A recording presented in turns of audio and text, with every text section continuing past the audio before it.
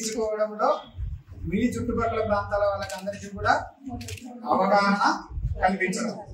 ఇంకా ఎవరైనా 18 సంవత్సరాలు నిండిన వాళ్ళు, మీ స్నేహితులు, మీ పక్క ఇంటి వాళ్ళు, మీకు తెలిసిన వాళ్ళు ఉంటే వాళ్ళ పేర్లు సేకరించి వాళ్ళకి దరఖాస్తు రెడీ చేసి పెట్టి మళ్ళీ మేము ఒక డేట్ మీ మేడం గారికి చెప్పుకొచ్చి తీసుకొని ఒక ప్రోగ్రామ్ అరేంజ్ చేసి వాళ్ళకి కొత్త ఓటర్లు నమోదు చేస్తాం. వాటి అన్ని కూడా ఒక నలుగురు పేర్లు చదివారనుకుంటాను. ఉన్నారా? నలుగురు ఒకసారి లేవండి. మేము ఏం చేస్తామంటే మీతోటి ఇట్లాంటి మీకు ఎవరైనా కొత్త ఓటు నమోదు చేయడం కావచ్చు, ఇలా అవేర్నెస్ ఇవ్వడం కావచ్చు, మాకు ఏదైనా అవసరం అయితే మేడం గారి పర్మిషన్ తోటి మిమ్మల్ని మా కలెక్టరేట్కి పిలిపించుకొని కొన్ని కార్యక్రమాలు చేయడం కావచ్చు, అవి చేస్తూ ఉంటాం. మీకే ఇబ్బంది లేదు. మేము అన్ని సౌకర్యాలు ఉంటాయి. మీ పక్క వాళ్ళకి అందరూ చేయించేసి ఇప్పుడు ప్రతిదీ ఇప్పుడు కనబడుతుందమ్మా.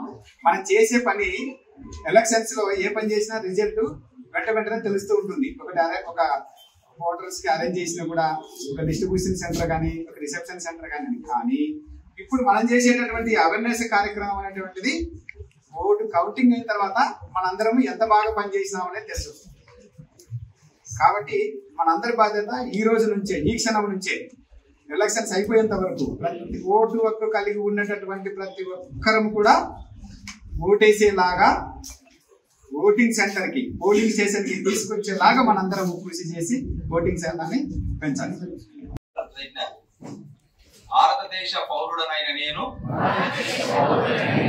ప్రజాస్వామ్యంపై విశ్వాసంతో మన దేశ ప్రజాస్వామ్య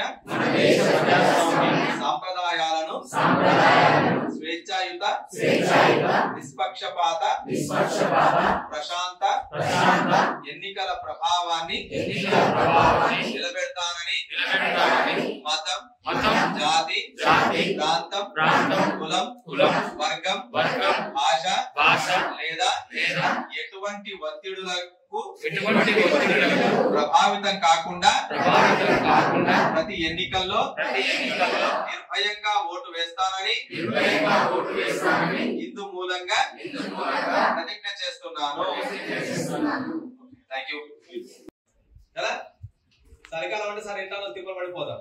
మరి ఎండాకాలం అవసరం. ఎండ కొట్టే వాళ్ళకి దూరం ఉంటది కాబట్టి అదో కూడా ఒకటి ఉంది మనకు. ఎందుకు?